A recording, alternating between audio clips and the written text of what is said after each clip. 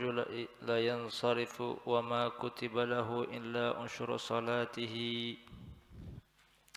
Inna rajula sak temene wong lanang iku la yansarifu yaktini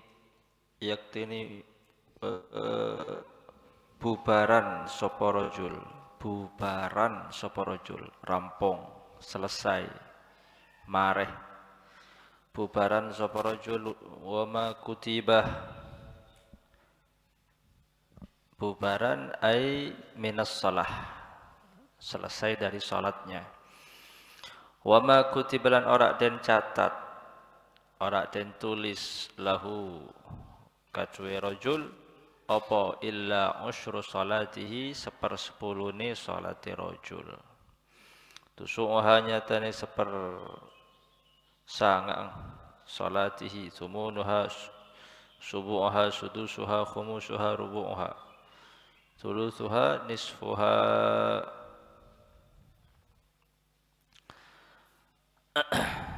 Innar rajul la yansarifu ma kutiba lahu illa usyru salatih. Tidaklah seseorang selesai dari salatnya, tidak dicatat untuknya kecuali 1/10 dari salatnya.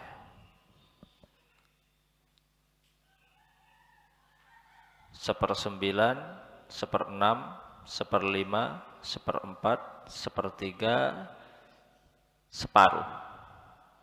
Atau kalau dihitung dari separuh, pertama sempurna, as-salah kamilah. Salatnya dicatat, ditulis secara sempurna, kamilah. Lalu kemudian berkurang dari kamilah, sempurna, berkurang menjadi nisfuha, separuh. Lalu berkurang lagi dari separuh, tidak didapat dari salatnya, pahala dari salatnya kecuali 1/3. Dari 1/3 berkurang lagi menjadi 1/4, berkurang lagi 1/5, berkurang lagi 1/6, berkurang lagi 1/9, hingga terakhir, artinya bagian yang paling kecil tidak didapat dari salatnya kecuali 1/10 dari salatnya. Artinya dibagi 10 dia hanya mendapatkan 1/10-nya. Kalau 1/3 itu dibagi 3 dia mendapatkan 1/3-nya. 1/3, 1/5 ariyah, 1/4 ariyah, 1/3 ariyah, separuh ariyah, utuh ariyah, 1. Apa maksudnya hadis ini? Hadis ini adalah bahwa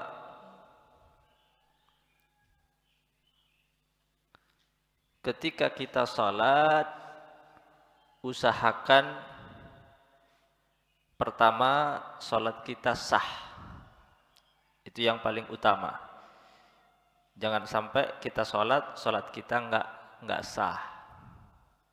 Itu yang pertama, usahakan ketika kita salat kita sah. Maka penuhi syarat dan rukunnya, tumakninahnya, bacaannya, gerakannya.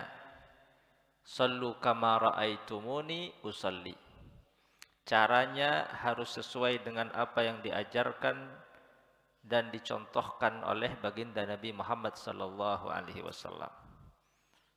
Lalu kemudian niatnya harus ikhlas semata-mata karena Allah dan jangan dirusak oleh hal-hal yang mampu merusak daripada keabsahan salatnya.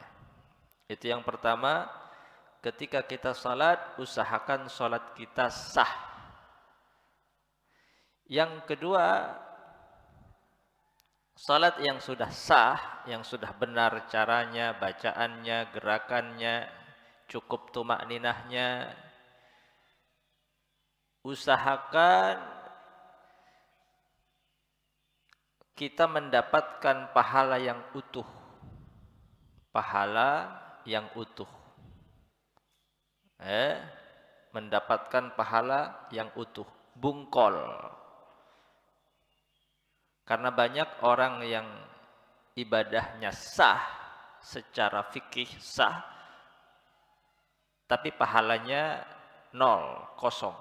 Tidak mendapatkan pahala apa-apa. Kenapa? Karena niatnya tidak ikhlas. Berpuasa hanya mendapatkan lapar dan dahaga. Kam min sa'imin laisa min siyamihi illal atsyu wal ju'. Berapa banyak orang yang berpuasa, sah puasanya, tapi karena niatnya salah, tidak didapat dari puasanya kecuali rasa lapar dan dahaga. Begitu juga berapa banyak orang yang sholat, dan sholatnya tidak sah, karena makninahnya kurang. Atau betapa banyak orang yang sholat, tapi tidak mendapatkan pahala dari sholatnya. Sholatnya hanya menggugurkan kewajiban, tapi tidak mendapatkan pahala dan ganjaran apa-apa dari Allah Subhanahu wa ta'ala. Maka hadis ini anjuran bagaimana kita pertama menjaga sholat kita agar sholat kita sah dan kita mendapatkan pahala yang utuh, yang sempurna, kamilah. Jangan sampai kita salat, kita hanya mendapatkan pahala separuh, atau hanya mendapatkan pahala sepertiga, mendapatkan pahala hanya seperlima, atau bahkan hanya sepersepuluh, kecil sekali, sepersepuluh. Jadi dibagi 10 kita hanya mendapatkan usyur, sepersepuluh dari salat kita. Rugi, udah capek-capek ibadah salat, pahalanya hanya mendapatkan 1/10 dari salat kita. Makanya dikatakan innar rajul la yansarifu ma kutiba lahu illa usyru salatih. Sesungguhnya seorang laki-laki ketika selesai dari salatnya dan tidak dicatat untuknya kecuali 1/10 dari salatnya. Dia tidak mendapatkan pahala yang utuh. Dia hanya mendapatkan 1/10. Kecil sekali bagiannya. Atau 1/9. Agak lebih besar. Atau 1/7. Agak lebih besar. 1/6 lebih besar. 1/5, 1/4, 1/3. Lebih besar lagi 1/3 nisfuha, separuh. Yang bagus kamilah, utuh, bukan separuh, bukan 1/3, bukan 1/4, atau bahkan bukan 1/10, tapi mendapatkan pahala yang utuh. Pahala yang utuh. Bagaimana caranya? Caranya adalah khusyuk. Usahakan khusyuk, khudur ketika kita sedang melakukan salat dan ibadah kepada Allah Subhanahu wa ta'ala dengan adab, dengan akhlak.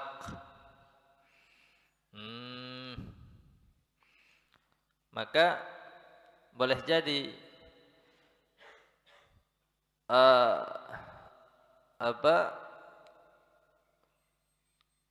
semua melakukan salat, tetapi tidak semua mendapatkan pahala yang sempurna.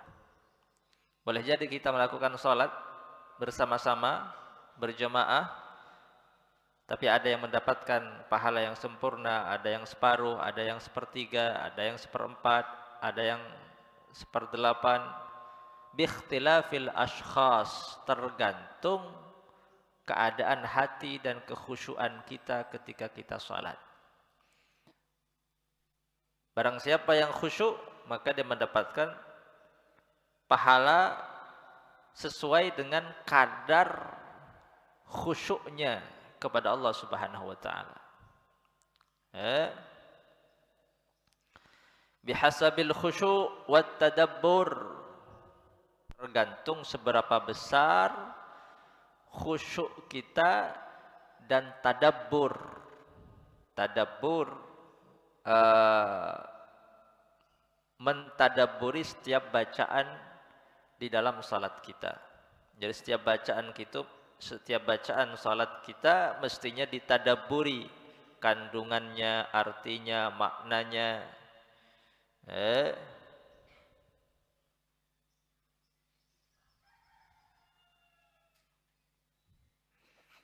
Jadi salat itu sahnya tidak terbagikan. Kalau salatnya sah, udah sah. Yang terbagikan itu adalah pahalanya. Pahalanya ada yang mendapatkan separuh, ada yang mendapatkan seperempat, ada yang mendapatkan seperlima, bahkan tidak didapat dari salatnya kecuali bagian yang sangat amat kecil, yaitu usyur, 1/10 dari salatnya. Jadi dikatakan ma faragtu qat min salatin illa istahyaitu hina faragtu minha ashadda min haya imra'ah faragat minaz zina. Dikatakan ma faragtu qat min salatin, tidaklah aku selesai dari salatku kecuali aku istahyaitu hina faragtu, aku sangat malu terhadap salatku setiap aku selesai melakukan salat.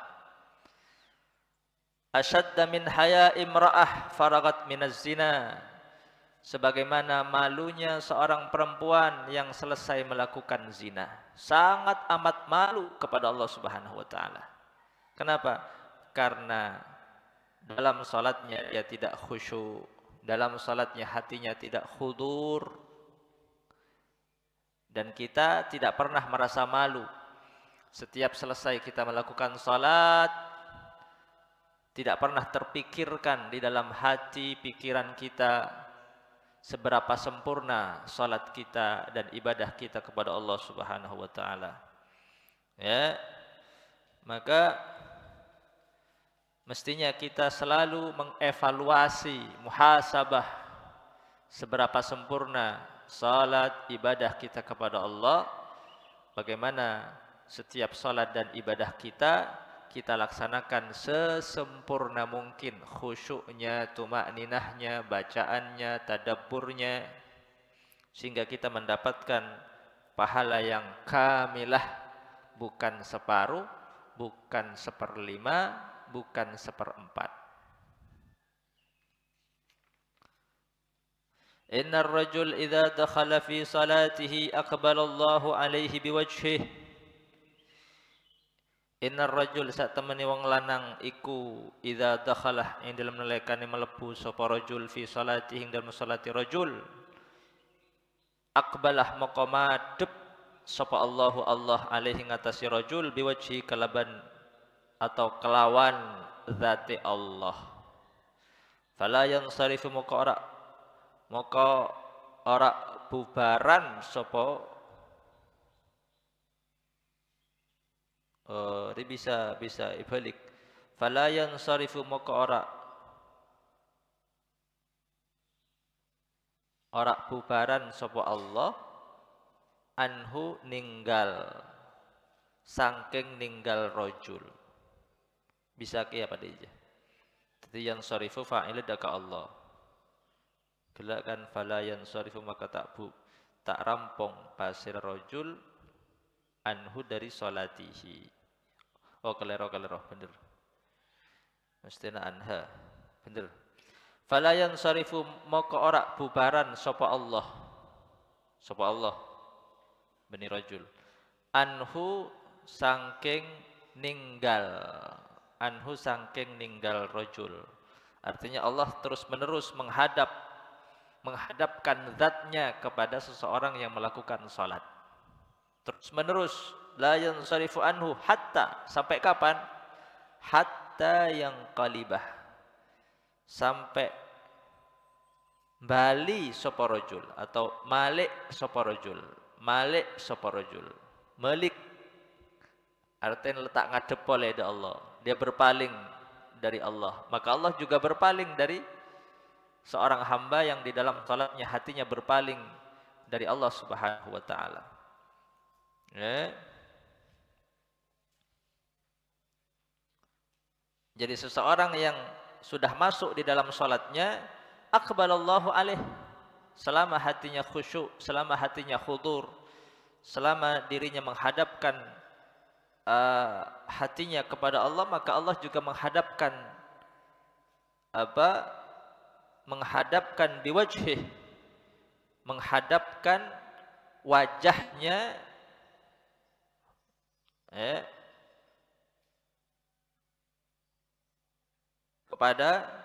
kepada laki-laki tersebut. Fala yansarifu anhu hatta yaqlib.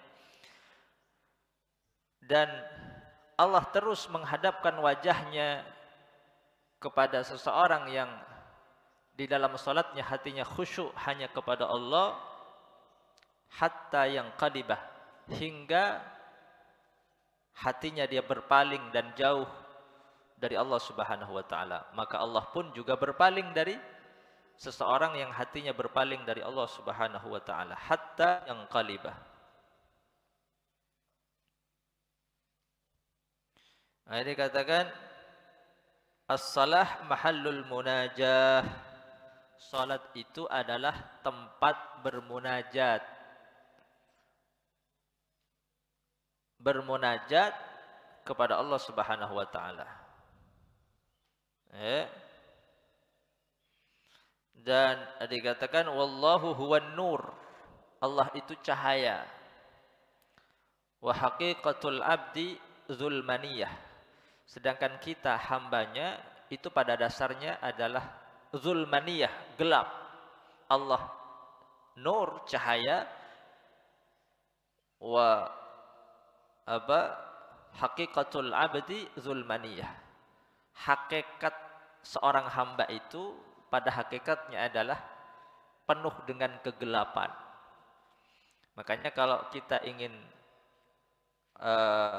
punya cahaya, punya nur, maka sering-seringlah untuk melakukan ibadah dan mengambil cahaya dari cahaya Allah, mengambil nur dari nur Allah Subhanahu wa taala. Karena li'annallaha nur, karena Allah itu cahaya. Dan hamba hanya memiliki nur dan cahaya tatkala dia mengambil iktabasah, mengambil dari cahaya dan nur Allah Subhanahu wa taala. Bagaimana caranya? Di dalam salatnya. Ketika dia menghadapkan hatinya kepada Allah, dia pada dasarnya adalah zulmaniyah, gelap, penuh dengan kegelapan, dan Allah penuh dengan cahaya. Maka cahaya Allah, nur Allah mantul kepada hamba itu sehingga hamba itu bercahaya dan memiliki nur dari nur Allah Subhanahu wa taala. Maka diibaratkan oleh para ulama, ala taral qamar, ala taral qamar, apakah kamu tidak melihat cahaya rembulan? Al-qamar, dia punya cahaya. Alladzi huwa fi dzatihi muzlim, yang pada dasarnya dia gelap, tidak punya cahaya. Rembulan itu enggak punya cahaya, gelap. Kenapa dia bercahaya? Karena dia menghadapkan dirinya kepada yang punya cahaya, yaitu matahari. Sehingga seberapa besar bulan itu menghadapkan dirinya kepada matahari, sebesar itu pula cahaya yang dia dapat pantulannya dari matahari. Maka bulan ketika tanggal tua, misal 30 atau 21, 23, 24, itu bulan mulai mengecil, cahayanya mulai mengecil, tambah kecil.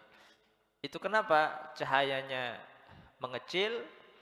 Karena posisi rembulan itu semakin berpaling daripada matahari, sehingga dia ketika semakin berpaling maka cahayanya mengecil sampai akhirnya tidak punya cahaya. Begitulah hati seorang hamba. Semakin dia berpaling dari Allah, maka cahayanya semakin kecil, kecil, akhirnya gelap. Tidak ada nur. Dan semakin dia menghadapkan dirinya kepada Allah, maka cahayanya semakin kuat dan sempurna.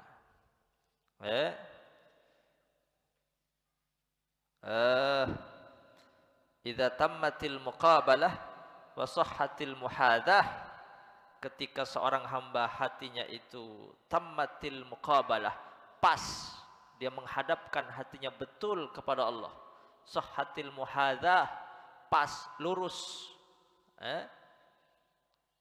kamula iktisabun nur, maka pantulan cahaya dan nur Allah dia memantul kepada dirinya secara sempurna.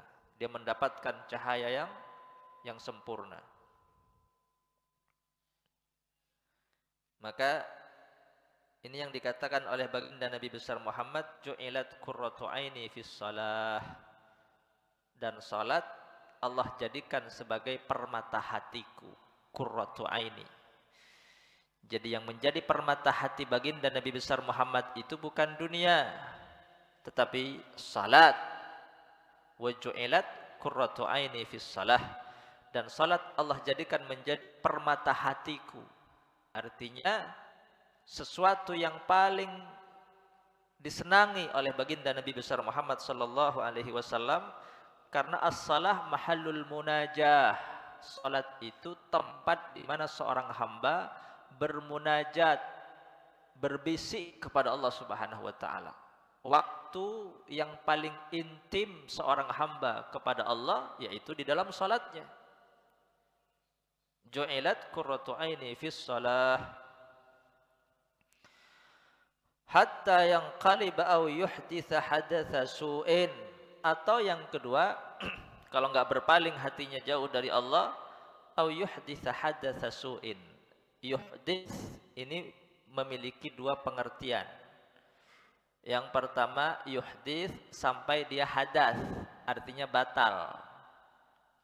Au yuhdits sampai dia hadas, hadas kecil. Batal salatnya. Kalau udah batal salatnya, maka Allah tidak lagi menghadapkan wajahnya kepada seseorang yang salatnya sudah batal. Yuhdits. Atau yang kedua, melihat hadatsa su'in, yuhdits adalah apa? Gila, saya maknai cak ngucak akarentek cerita. Aw yuhdits atau cerita sapa rajul, cak ngucak akarentek atena. Kalaban kerentek saya tak bener. Ini dalam salat. Hadatsa su'in kelawan cerita kang olo.